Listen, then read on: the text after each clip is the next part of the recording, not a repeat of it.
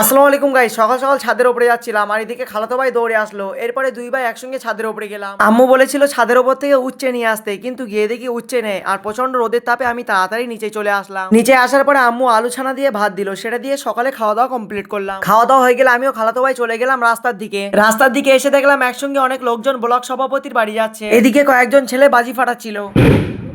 এরপরে আমরা একটু নদীর ধারে ঘুরতে চলে গেলাম। নদীর ধারে এসে দেখলাম নদীতে জোয়ার উঠেছে, তাই আরো দেখতে ভালো লাগছিল। নদীর ধারে এসে তো হাসানুর আমাকে ফেলে দেওয়ার চেষ্টা করেছিল। ওখান থেকে বাড়ি এসে তাড়াতাড়ি গোসল করে রেডি হয়ে চলে গেলাম জোহরের নামাজ পড়তে। নামাজ পড়ে বাড়ি এসে দেখি খালাতো ভাই আবার স্টিল বডি দেখিয়ে দিল। বিকালে নামাজ পড়ে বাড়ি এসে ছাদের উপরে চলে আসলাম আর এসে দেখি আব্বু ঘাস তুলছিল। একটু পরে দেখি একটা মামা আমাদের বাড়ি আসলো। ছাদের উপরে এসে আব্বুর সঙ্গে গাছগুলো দেখছিল। ছাদে কিছুক্ষণ থাকার পরে আমি নিচে চলে আসলাম। গাইস, গাছের সমস্ত রকম কিছু জানার জন্য আমার এই মামার সঙ্গে যোগাযোগ করতে পারেন। ভাই দেখে দাও, এটা আমার মামা।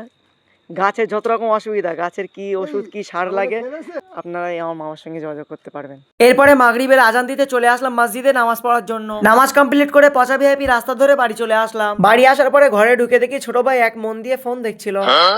তো গাইস, ভিডিওটি ভালো লাগলে লাইক কমেন্ট শেয়ার সাবস্ক্রাইব সবকিছু করে দেবো। দেখা হচ্ছে একটা নতুন ভিডিওতে। আল্লাহ হাফেজ।